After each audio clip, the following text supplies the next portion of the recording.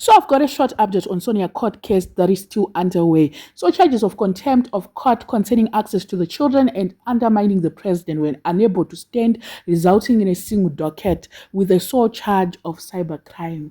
Ndoya Sara iyoyo chet pane charges ese ainzi Sonia akaita on Sonia's side. Ndoya Sara chete cybercrime, otherwise zvimwe zvese zvadismisswa necourt.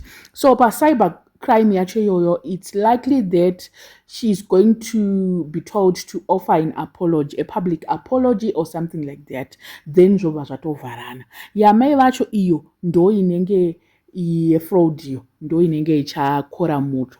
Ende panyaya dzese idzi unyatsoona kuti mapurisa eduka tunyaya twechinhirira tukangouya nemunhu wavanoti uyu wepamusoro vanotitora vabva vada kunotiita kuti tuende kucourt, wasting court's resources and time like what happened today.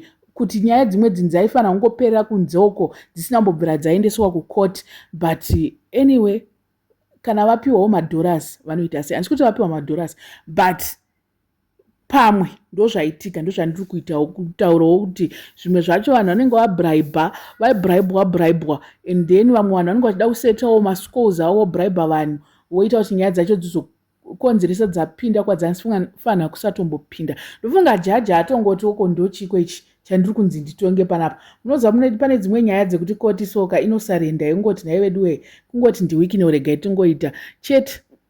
And vaive vaiti Sonia ari wrong ka chitaura itinzwi he anotaurisa he Sonia ari wrong se Sonia akadai angadye mari akanyarara. Aiwa sisi havana defeat zvavo ipapo. I don't know what you guys think. Let me know in the comment section what are your thoughts. Panyaya E road to 50,000. We are almost at 41, so let's do the things that needs to be done to kurumidza tasvika pa 50.